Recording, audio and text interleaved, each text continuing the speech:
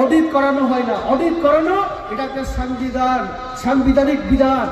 সংবিধানে লেখা আছে ভারতের রাষ্ট্রপতি আমাদের অডিটর জেনারেল এন্ড কন্ট্রোলারকে নিয়োগ করবেন এবং তিনি রাজ্য দেশের সমস্ত ডিপার্টমেন্টের সরকারি টাকার হিসাব তিনি করাবেন।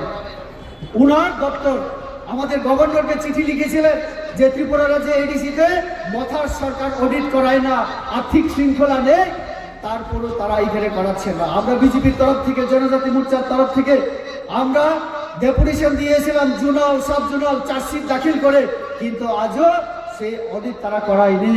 আমি এখানে দাঁড়িয়ে আবার বলতে চাই যে এডিসির মাথা প্রদ্যুৎ দেববর্মাকে অডিট করিয়ে ছাড়বো, এটা তাদেরকে চ্যালেঞ্জ দিয়ে আমি বলছি।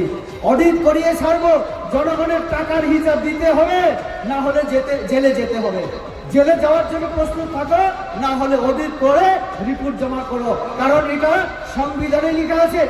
তুমি প্রদ্যুৎ বাবু তুমি তো বলো যে রেবতী ত্রিপুরা সংবিধান সম্পর্কে কোনো জ্ঞান নাই তার।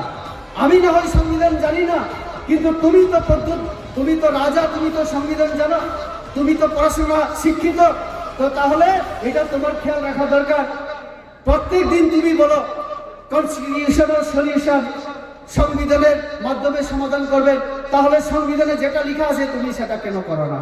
অডিট করাতে হবে, নইলে জেলে যেতে হবে। তিনি